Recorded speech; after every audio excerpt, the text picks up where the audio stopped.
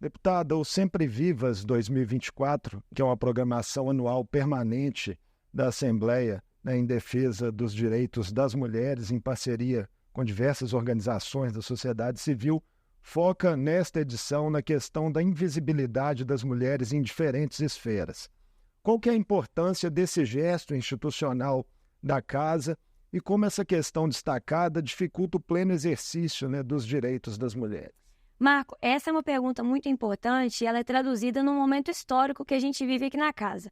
Nós sabemos, e vocês já trataram disso no mundo político várias vezes, que pela primeira vez a gente tem 15 mulheres deputadas estaduais, o que é uma conquista muito grande. Mulheres de cores partidárias diferentes, ideologias diferentes, mas que conseguem trabalhar numa pauta mínima de avanço para o gênero, para as mulheres.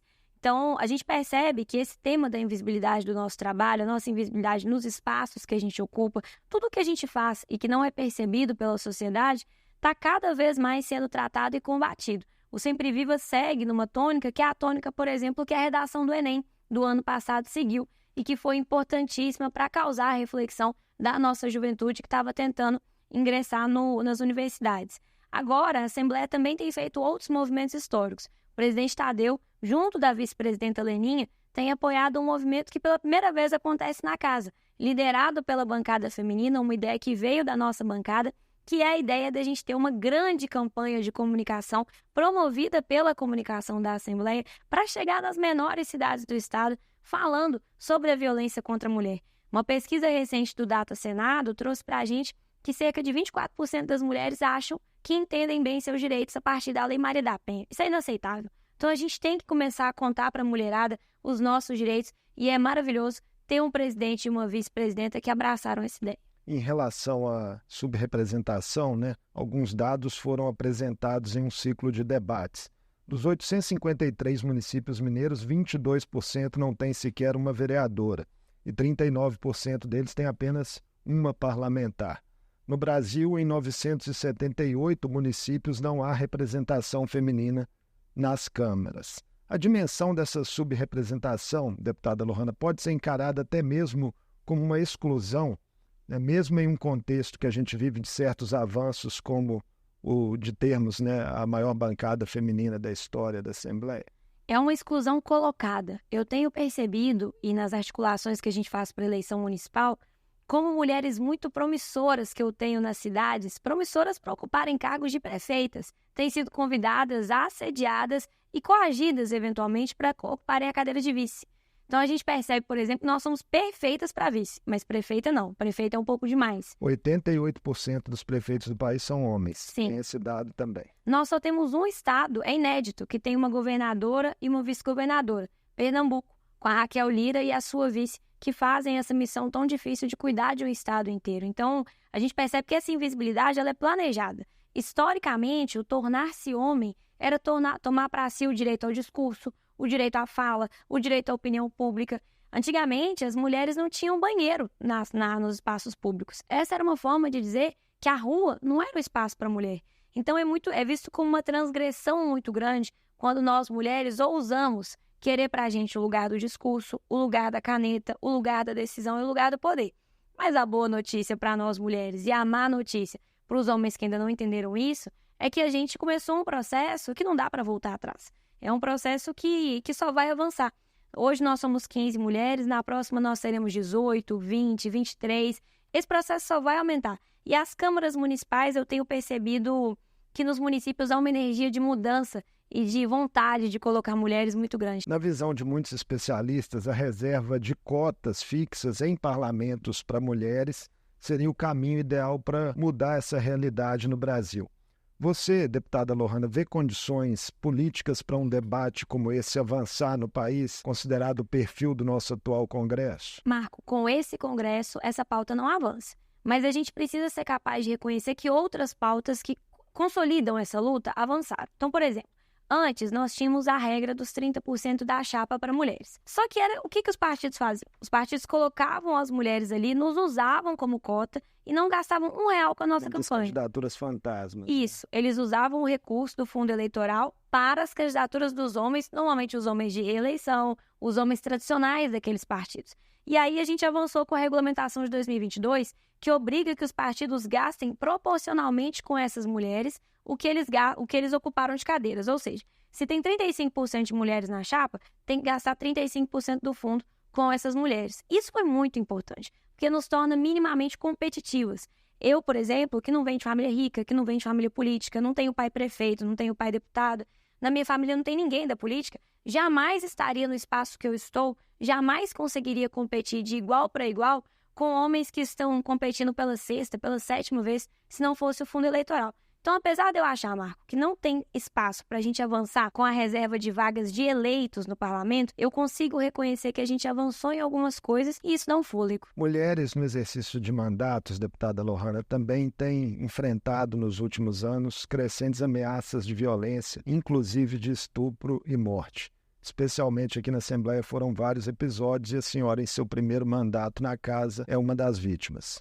Qual o impacto dessas ocorrências no seu trabalho e na sua vida pessoal? Marco, eu fui vítima, uma das primeiras aqui na Assembleia, mas durante meu mandato como vereadora em Divinópolis, eu fui ameaçada dezenas de outras vezes. Eu cheguei a precisar ter apoio da Polícia Militar durante quase um mês, enquanto eu era vereadora em Divinópolis, no meu primeiro mês de mandato, ainda por cima. Então, é um processo que, se a gente disser que não nos impacta e não nos atrapalha em nada, eu estaria mentindo ou sendo leviana. E essas não são características que fazem parte da minha personalidade. Durante o processo das ameaças, especialmente nas primeiras semanas depois de recebê-las, eu passei por uma checagem de agenda quase desumana. A minha equipe checou se cada uma das agendas que eu ia, eu realmente deveria ir. Que é uma reflexão que os homens parlamentares não fazem. Podem fazer por questões políticas, podem fazer por questões orçamentárias, mas não fazem por medo da sua segurança física. Então, agendas em espaços abertos, agendas com muita gente, agendas que não havia o mínimo controle sobre quem estava por lá, a minha equipe passou a refletir se era o melhor caminho me levar para esses lugares e me levar para essas agendas. Então, impactou sim o meu trabalho, mas eu entendo que o que o Guimarães Rosa falou, né, que o que a vida quer dar a gente é coragem, e se eu tô num lugar que, apesar de tantas ameaças, eu reconheço que é um lugar de privilégio, e eu tenho um suporte maior do que boa parte das outras pessoas que estão sob ameaça, eu tenho que ter coragem de enfrentar tudo isso e de colocar o meu corpo, a minha vida, a minha disposição e a minha coragem para essas lutas. Então, eu tenho certeza que o que as deputadas que vieram 30 anos atrás sofreram foi muito pior do que o que eu sofro hoje. É minha obrigação e também uma espécie de missão fazer com que as deputadas de daqui 20 anos tenham um cenário muito melhor do que o meu hoje. Como é que é lidar com a escolta, né? Que é uma coisa que imagino que seja nova na sua realidade. Eu tive escolta no início do meu mandato de vereador, mas foi por um período reduzido. Hoje a gente está num novo protocolo com a Polícia Militar, com ronda, com acompanhamento mais distante. Não está mais aquela escolta tão ostensiva e ao meu lado o tempo todo, porque a gente chegou a 8 meses de acompanhamento em que ameaça à integridade física de verdade aconteceu uma vez durante esses 8 meses. As outras ameaças foram online, o que também é sério, mas não me colocaram tão em risco diretamente. Então, conversando com o comandante da polícia, a gente decidiu migrar para esse novo modelo que me deu um respiro. Porque no meu aniversário, por exemplo, no final de janeiro, quando eu ainda estava com a escolta muito ostensiva, pessoas que visavam o ataque à crítica política me fotografaram meu irmão menor de idade, fotografaram meus sogros e meu marido para poder fazer uma crítica política. Então, a coisa extrapolou muito o limite da civilidade. Também afetada com essa Sim, violência. a ponto de eu pensar se no meu aniversário eu posso sair para jantar ou não, se eu estou disposta a lidar com esse desgaste ou não.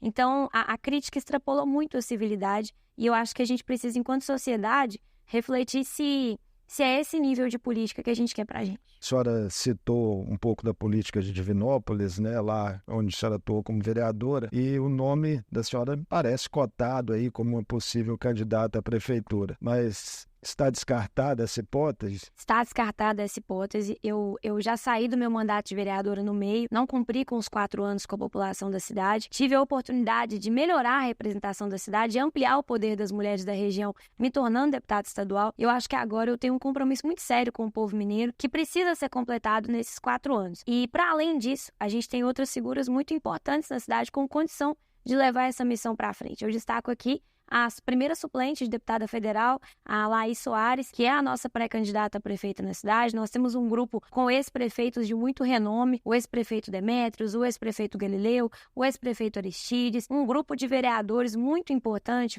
vereador Rodson, que é o presidente do meu partido, vereador Edson Souza, vereador Flávio Mar, vereador Lauro. Então a gente tem um grupo com nomes muito bons e eu nem comecei a citar as lideranças que nos acompanham, Marcos, só falei de quem está em mandato. Então a gente tem uma perspectiva muito positiva para esse ano, porque o que foi instituído em Divinópolis, sobre o pretexto de tirar os coronéis da cidade, foi uma nova família de coronéis. E a gente precisa enfrentar esse cenário e são mulheres corajosas que eu tenho certeza que vão fazer esse enfrentamento. Voltando à questão da violência política de gênero, a primeira lei estadual de combate à prática foi aprovada e sancionada no ano passado em Minas Gerais, uma iniciativa que nasceu aqui na Assembleia. Na esfera legislativa, deputada Lohana, quais são as prioridades mais imediatas agora, né, da bancada feminina? Marco, nós tivemos uma reunião da bancada há cerca de 2 semanas. Foi uma reunião muito importante justamente para a gente poder estabelecer uma linha de trabalho conjunta nesse sentido. E há alguns problemas já diagnosticados, inclusive com a ajuda do Ministério Público. Cito aqui a doutora Patrícia Abcuc, que é uma grande parceira da bancada feminina, da deputada Ana Paula Siqueira, como nossa presidenta da comissão, da deputada Leninha, como nossa vice-presidenta. Mas a gente identificou alguns problemas que, de fato, precisam ser resolvidos e com iniciativas legislativas. Vou trazer um deles. Quando você quer abrir um posto de saúde, um posto do Estratégia de Saúde da Família, o governo tem um enxoval mínimo para atender. Enxoval mínimo que eu digo são de servidores. Então, você tem que ter ali um médico, 2 enfermeiros, 3 técnicos de enfermagem, 3 agentes comunitários de saúde, 1 agente de endemias. Eu posso ter errado os números, mas eles são a equipe mínima para que aquilo possa ser aberto e possa ter financiamento do Ministério da Saúde. E a gente não tem um estabelecimento, do ponto de vista legislativo, de uma equipe mínima para as delegacias da mulher.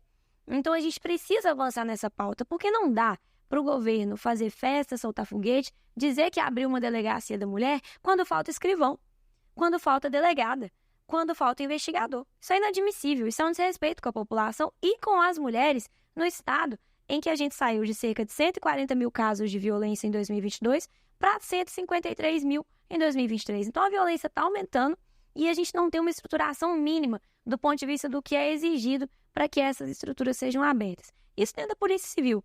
A gente precisa pautar a ampliação do CRAS e do CREAS, porque as maiores usuárias são as mulheres, especialmente do CREAS, que já é o local procurado quando já houve a violação de direito. Então, Minas Gerais tem um número de CREAS baixíssimo e a gente precisa cobrar que a CEDESE tenha mais recursos para poder fazer a implantação de novos CREAS. Então, nós estabelecemos uma pauta mínima de trabalho, inclusive essa perspectiva da campanha de comunicação que eu citei ao início sai como encaminhamento dessa reunião e é imediatamente abraçada pelo presidente. São essas falhas que a senhora descreve aí em políticas públicas que explicam alguns dados negativos para o Estado, por exemplo, no Mapa Nacional da Violência de Gênero. Eu vi que a senhora trouxe alguns desses dados nas suas redes sociais essa semana, né? 31% das mulheres já sofreu algum tipo de violência doméstica no Estado, né? Violência doméstica ou familiar provocada por algum homem, e 23% das mulheres foram vítimas de agressões nos últimos 12 meses. A gente percebe que essas falhas estruturais, se elas não são a causa, elas são no mínimo um reforço muito negativo para que isso aconteça. Quando a gente tem, por exemplo, do ponto de vista de política pública a nível federal, um estímulo ao armamento desenfreado da população, e quem está falando aqui, apesar de ser uma mulher de esquerda, não é uma mulher plenamente desarmamentista que acha que ninguém tem direito a ter arma, mas eu não concordo com o estímulo ao armamento desenfreado que foi feito nos últimos anos sem qualquer fiscalização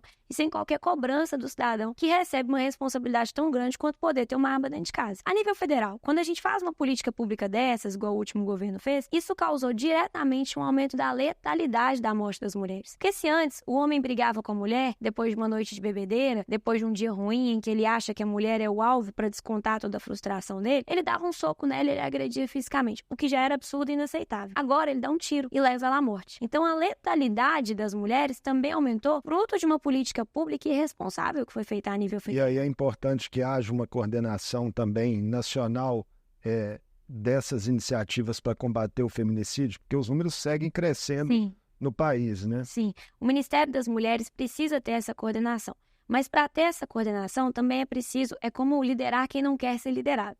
Também é preciso que os estados abram a possibilidade do diálogo, que a Secretaria de Estado de Desenvolvimento Social, que as chefias de Polícia Civil de todo o Brasil, que as chefias, os comandos de Polícia Militar abram espaço para esse diálogo com o Ministério da Mulher. Então, na Polícia Militar, por exemplo, a gente teve um avanço muito grande com a criação da Patrulha de Proteção à Mulher, mas a gente precisa ampliá-la. A gente precisa de dados sobre isso. A gente precisa fortalecê-la, por exemplo, no Vale de Jequitinhonha.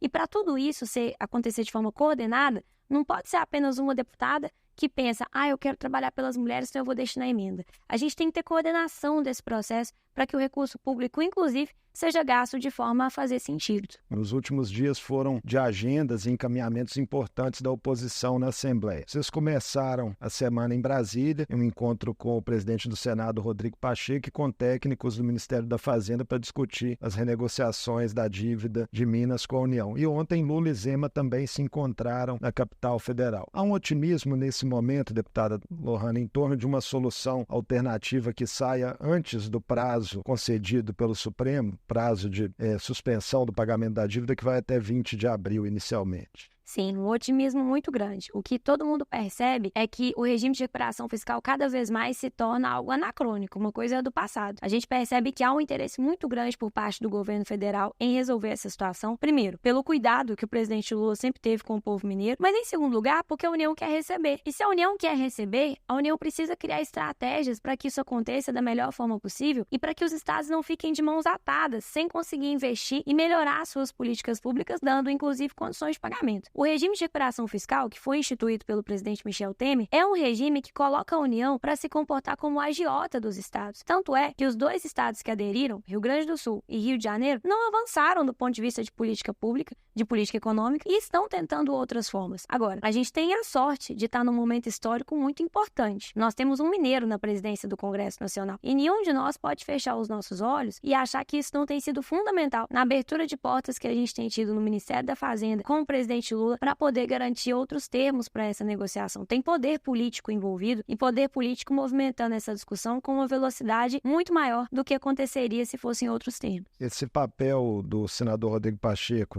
de abrir portas, ele serve também para outras esferas do governo federal, para além dessa questão da dívida? A gente percebe que sim, tanto é que o senador Rodrigo Pacheco o presidente do Congresso estava no ato e discursou no ato naquela reunião de trabalho, porque foi muito legal, não foi só um ato político, foi uma reunião de trabalho que o presidente Lula promoveu com seus ministros aqui em Minas, Muita gente reclamou que o presidente demorou a vir a Minas Gerais, eu inclusive fui uma que queria muito que ele tivesse nos visitado antes, mas eu entendo que o presidente queria visitar o nosso estado com resultados para mostrar, e ele conseguiu fazer isso. Então, a presença do Rodrigo Pacheco ali, junto dos ministros, para anunciar junto investimentos, mostra que há uma disposição muito clara do governo federal de acolhê-lo e de trazer para ele também uma responsabilidade compartilhada nesse momento de retornar o investimento no país. Isso também acontece porque não existe vácuo de poder.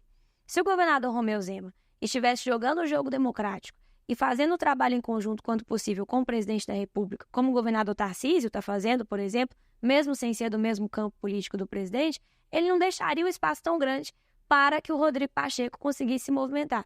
Mas a omissão e as falhas políticas graves que o governador Romeu Zema apresentam fazem com que a liderança fique toda sobre o Rodrigo Pacheco e ele está exercendo esse papel muito bem. Quais são essas graves falhas políticas do governador, a seu ver? O regime de recuperação fiscal é a maior prova disso. Nós aqui da oposição da Assembleia passamos meses dizendo que a saída era política, que a saída era uma negociação política. Agora, Marco, eu não falo em nome do Estado. Eu represento um setor do eleitorado enquanto deputado estadual. O nosso líder de bancada, o deputado Ulisses, não fala em nome do Estado. Ele representa todo o nosso bloco e o seu eleitorado. Quem tem legitimidade para negociar em nome do Estado é o governador. E o governador, das 3 reuniões com governadores que o presidente Lula fez, não foi em nenhuma sobre a dívida. Em uma, ele mandou o vice-governador. Então, isso é um problema muito grande para a gente. Ele esteve em Brasília em outros momentos com o presidente, mas para tratar especificamente da dívida, ele foi muito omisso. Foi a primeira vez agora, que isso aconteceu. Pois é, houve um debate no Senado, um debate maravilhoso, super amplo, sobre o momento da reforma tributária, para poder falar sobre as condições para os estados. 21 governadores foram, Marco. O governador Romeu. Você acredita que ele já esteja mirando 2026? Eu acredito que ele está, mas de forma muito atabalhoada. Porque se ele estivesse mirando 2026 para prever e para colher frutos e sucesso, ele não estaria fazendo nada disso que ele está fazendo. Tem como ser um governador de oposição e colocar o interesse do seu povo em primeiro lugar. Ele não está fazendo isso. Um dos elementos em discussão nas negociações, deputada Lohane, é a federalização das estatais mineiras. Por que, na visão da oposição, esse caminho que pode vir a ser adotado em relação à Codemig, quem sabe a CEMIG, é melhor que as privatizações? É importante dizer, Marco, e eu gosto muito de ser justo, que a ideia da federalização, abraçada pelo Rodrigo Pacheco, abraçada pelo presidente Lula e agora até pelo governador Romeu Zema, nasce aqui na casa do deputado professor Cleiton. Esteve com a gente aqui falando a respeito. O deputado professor Cleiton é o primeiro a falar desse assunto, protocolou o projeto autorizativo. Seu companheiro de partido. Meu companheiro de partido e meu líder de Partido Verde também, então eu tenho muito orgulho de trabalhar ao lado dele aqui na casa. Estudioso como ele, apresentou essa solução que depois de estudada inicialmente pelos técnicos do Ministério da Fazenda, foi tida como muito viável. Por que a gente entende que esse é um caminho? Ao contrário de Rio Grande do Sul, ao contrário do Rio de Janeiro, a gente tem capital para poder investir no pagamento dessa dívida. Nós não privatizamos as nossas estatais. Rio Grande do Sul, o Eduardo Leite já privatizou boa parte. Rio de Janeiro está custando para manter a universidade. Nós ainda temos capital, nós temos patrimônio. Minas Gerais tem coisa para vender, tem coisa para colocar. Então, se a gente tem a alternativa de privatizar para pegar o dinheiro e entregar para a União, ou a gente tem a alternativa de federalizar e abater o valor dessas empresas que são bilionárias, empresas de altíssimo valor de mercado na Bolsa, inclusive, para poder abater, é um caminho muito melhor. E é um caminho que respeita o servidor, garante para eles que eles continuam com estabilidade, que eles continuam dentro do serviço público, garante, inclusive, que a gente pode colocar algumas cláusulas como condições, claro, depende se o governo federal vai aceitar, mas cláusulas como, por exemplo, em caso de interesse de venda, trocou o presidente da República, retorna um presidente com o perfil do Bolsonaro que quer fazer o que fez com a Eletrobras, por exemplo. A gente pode colocar uma cláusula de que, em caso de venda da empresa, Minas Gerais tem que ser oferecida à empresa primeiro. Então, entregamos a CEMIG. Daqui 4 anos é outro presidente. Ele quer vender a CEMIG? Primeiro, ele tem que fazer uma oferta para Minas Gerais, para que o povo mineiro possa ter a oportunidade de, pelo menos, pressionar o governo, ir às ruas e dizer que a CEMIG é nossa. O que a senhora sente nas bases em relação à visão que a população tem hoje dessas empresas mineiras que prestam serviços essenciais, CEMIG, Copasa? Depende muito da região. Em algumas cidades, eu vou citar uma cidade pequena aqui, por exemplo, Passatempo. Passatempo é uma cidade em que a Copasa é Deus no céu e Copasa na terra, sendo muito informal, porque eu sei que quem está assistindo a gente quer entender as nossas mensagens, não que a gente fique usando jargões jurídicos. Mas Passatempo é uma cidade em que a Copasa trouxe a segurança de usar uma água para preparar seus alimentos que não tivesse com nenhum tipo de contaminação. Lá a Copasa é uma esperança muito grande para aquele povo. Agora, há cidades como Divinópolis, por exemplo, que é de onde eu venho, em que a Copasa de fato presta um serviço de baixa qualidade. E a gente precisa, mesmo sendo alguém que defende as empresas públicas, reconhecer isso. Só que é preciso dizer também que há um plano de sucateamento dessas empresas. Eu converso com amigos da CEMIG, por exemplo, que me dizem: Lohana, o material que é licitado e comprado para que a gente faça as manutenções é de uma qualidade que é feito para quebrar. É feito para daqui 3 semanas o cidadão fazer outro protocolo, outra reclamação. Então, há um plantio de uma ideia de que essas empresas são ruins para que a população compre essa ideia, tenha raiva dessas empresas e seja a favor da privatização. E eu não sou alguém que é 100% contra a privatização. Existem estatais que podem ser privatizadas na minha visão de mundo. Codemig, por exemplo. Mas eu entendo que as que envolvem o setor de energia, a gente deveria manter debaixo do guarda-chuva do Estado. Porque são empresas que têm a ver com a nossa autossuficiência, com o nosso poder de fogo enquanto Estado mesmo. A gente acabou de ver a situação com os fertilizantes, por exemplo. Os fertilizantes, durante a guerra da Rússia, geram um prejuízo para o agronegócio brasileiro imenso. E nós somos os maiores produtores de alimento do mundo. Agora, o que está acontecendo? Por que a Embrapa não produz fertilizante até hoje? Porque está sendo sucateada também. As universidades em regiões do agro que a gente tem com pesquisa científica de altíssimo nível. Então eu entendo que a gente tem que ser capaz de separar aquilo que tem a ver com a autonomia e o poder do Estado. Uma última pergunta para a gente encerrar nossa conversa. O tempo passou rápido, pedi a senhora para ser breve na resposta. A oposição também anunciou estar formalmente em obstrução aqui na Assembleia essa semana, onde a pauta do plenário está trancada aí por vetos do governador a projetos aprovados no fim do ano passado. O que o grupo pretende colocar à mesa, né, em negociações para o destravamento dessa pauta? A negociação é a mais simples, Marco. A gente precisa de um governo que cumpra a sua palavra. Eu fico imaginando tanto que deve ser difícil, e eu tenho grandes amigos lá, ser líder desse governo. Gustavo Santana, Cássio, Carlos Henrique, o Valadares que subiu para o governo, João Magalhães, como esse povo deve sofrer? Porque eles fazem acordo com a gente aqui na casa. A gente vota baseado no acordo, na palavra, no peso que eles têm, no respeito que eles têm pelos pares. E o governo rifa a palavra deles e faz o contrário. A estação de Feixes, por exemplo, foi um acordo da casa. Teve projetos votados em unanimidade aqui que o governo vetou. Então, eles rifam seus líderes, colocam a casa numa situação muito desconfortável e a gente tem que ficar aqui brigando e se digladiando porque o governo não tem palavra. Então, pelo menos da minha parte, o que eu espero colocar na mesa de negociação é poder confiar no que o governo diz. Olha, se vocês destravarem a pauta e tal coisa for votada, nós liberaremos tal assunto, nós vamos caminhar mais devagar com esse assunto que vocês entendem como prejudicial para o povo e que o governo cumpra. O governo não cumpre. E é muito difícil ter um governo, lidar com um governo que você não sabe se o que falou de manhã se confirma na hora de dormir. Deputada Lohana, muito obrigado por essa conversa conosco aqui no Mundo Político. Espero que a gente tenha outras oportunidades. Marco, muito obrigada. Adorei estar aqui com vocês. Quero ser convidada para o programa outras vezes.